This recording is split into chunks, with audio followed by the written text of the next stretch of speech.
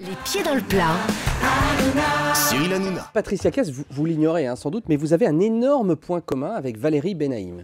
Alors je ne parle pas de votre beauté, de votre élégance, de votre charme à toutes les deux, je ne parle pas brushing, je ne parle pas sens de l'humour, je parle d'un homme sexy, viril, que vous convoitez toutes les deux. Ah ouais. Et pour l'instant, il y en a une qui a plus de chance que l'autre. Hein. C'est ça. Mais pour l'instant, aucune d'entre vous n'a pris l'avantage sur l'autre. Alors, je parle évidemment de Georges Clooney. Ah. Ben oui, vous le savez pas, mais nous on le sait parce qu'elle nous en parle à peu près tous les jours. Valérie, en quête de scoop, a refusé un jour de prendre un café avec Georges Clooney, qu'elle avait croisé au festival du film américain de Je l'avais Deauville. interviewé, j'ai fait plus que croiser. Mais vous avez refusé de prendre un café avec lui. C'est vrai. Ça c'est vrai. Alors que vous, Patricia... Moi, j'aurais pris un café. Voilà, on a entendu votre cri, c'est un fantasme Vous absolu. avez pris un café avec Georges Non, Clooney. j'aurais bien aimé, Ah oui. moi, j'aurais pas dit non. Mais vous avez quand même fait des choses avec lui. Vous avez monté Oula. les marches du festival de Cannes. Enfin, pas avec lui. Non, mais vous Loin êtes... derrière, mais... Mais enfin, c'était le même jour quand même. Oui. Pour le film Ocean's 13. Il y avait Brad Pitt, Matt Damon, Al Pacino, Andy Garcia et donc Georges Clooney. Et puis, un peu plus tard, je crois, lors d'un dîner de charité qui était donné par Sharon Stone, vous vous rendez à ce dîner de charité et vous savez qu'il y a Georges Clooney qui participe également. Et là, vous vous dites, je vais le croiser forcément. Hein. Et avant le repas, je crois, vous avez bousculé un gars. Exactement. Et c'était lui. Bah, en fait, je me concentrais sur cette table où je savais qu'il allait être assis. Donc, je ne regardais pas trop devant moi. Et puis, je me suis cognée dans une personne. Donc, très vite, je dis « Oh, excusez-moi », je me suis fixée vers la table et conne. C'était lui. Ah ouais. Et alors, qu'est-ce que Et vous quand l'avez tu- dit? Quand tu vous as cogné, Mais c'est rien passé. Il n'y a pas eu de Vous l'avez pas dit, rien, il fini. vous a pas dit what else? Ouais. Hein. Et vous l'avez pas dit, va me chercher un café? What else? Non, et vous lui avez même pas parlé? Mais non. Après. Ah ouais, oh là là. Vous vous rendez compte, et il a proposé à Valérie Benaïm de prendre un café avec lui. Enfin, c'est ce qu'elle dit. Hein. J'étais jeune. Mais vous êtes toujours aussi belle, Ah, Valérie. c'est gentil. Sachez-le. Non, mais- alors, très beau scoop en tout cas de Laurent Guimier. Allez, Valérie Benaïm. Alors Patricia, depuis le début de cette émission, on voit votre sourire, votre honnêteté, votre franchise, mais vous avez également une part d'ombre, car il vous arrive de transgresser certaines lois. Et j'ai pour illustrer mon propos 2 exemples qui concernent la Russie. Vous êtes en concert à Leningrad, soit aujourd'hui la ville de Saint-Pétersbourg, des années 90, pardon. Nous sommes sous le régime communiste qui a quelques règles qu'il faut respecter absolument, y compris lors des concerts. Votre public, celui qui est censé bouger et chanter sur vos tubes, est loin de la scène, coincé par un nombre important d'officiels, de militaires qui trustent les premiers rangs, mais qui évidemment ne bougent pas. Et vous, ça vous énerve. Donc vous décidez de contourner ces officiels et de vous rapprocher de vos vrais fans.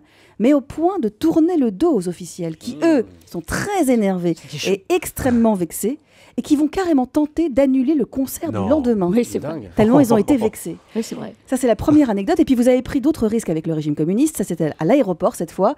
Plusieurs membres de votre équipe et puis des journalistes qui vous accompagnaient avaient décidé de ramener du caviar de Russie, mais en trop grande quantité, en très grande quantité. Alors la solution, vous les refilez, vous les donnez en douce, parce que les douaniers sont moins regardants avec vous, la star de la délégation bien évidemment, et ça a fonctionné puisque vous n'avez pas passé le détecteur de métaux et donc vous avez pu ramener du caviar pour tout le monde. Ça marche plus maintenant, ça. Hein. Ah, excellent. Mais vous avez ramené quelle quantité de caviar? Pardon?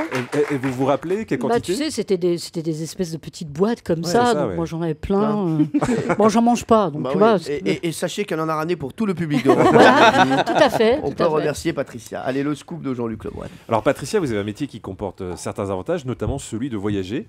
Et parmi les plus beaux monuments que vous avez pu visiter, il y a la muraille de Chine. Un monument dont vous allez vous souvenir longtemps, mais pas forcément pour la beauté du paysage. Parce que exalté par les milliers de kilomètres des remparts, vous décidez avec votre équipe de faire la course sur la muraille, qui, contrairement aux apparences, n'est pas aussi plate qu'une piste d'athlétisme. Et là, c'est le drame. Vous faites une déchirure musculaire sur la muraille de Chine. Problème, vous n'avez pas le temps d'aller chez le médecin, vous devez prendre l'avion pour Hong Kong pour un nouveau concert, sauf que plus le temps passe, plus vous avez mal. Résultat, arrivé à Hong Kong, vous ne pouvez plus marcher, vous êtes obligé d'affréter une petite voiture de golf pour traverser à l'aéroport, et finalement, on vous applique des crèmes dignes de sportifs de haut niveau, de Geronimo, de haut niveau pour vous permettre de chanter le soir à Hong Kong. Est-ce que vous vous souvenez de ça? Et depuis, est-ce que vous vous êtes un peu calmé sur le sport avant les concerts? Bon, c'était pas vraiment un concours. Hein. On s'est dit, tiens, on va monter le plus de marches possible. Et c'est en fait en descendant sur la dernière marche que, effectivement, je me suis fait mal. Donc on a pris l'avion, je suis arrivée à Hong Kong pour la première fois, c'était topissime. La star française débarque à Hong Kong sur une espèce de petite chaise et puis dans une petite voiture, tu vois, les petites voitures de golf là. Et puis, je suis montée sur scène, j'ai foutu le pied dans les glaçons. Ah oui, vous avez joué, et j'ai pris des cachets antidouleurs. Ah oui, donc il y a des chansons où il y avait beaucoup de la la la. Ah oui, mais ça va, ça s'est bien passé. ça s'est bien passé, Ouais. c'est passé. Ouais. Merci Patricia. Alors, le meilleur scoop, hein, pour moi, je vous le dis, c'est celui de Laurent Guimier, celui qui m'a fait le plus rire avec Georges Clooney. Voilà, donc c'est vous qui gagnez. Laurent Guimier, la bataille des scoops.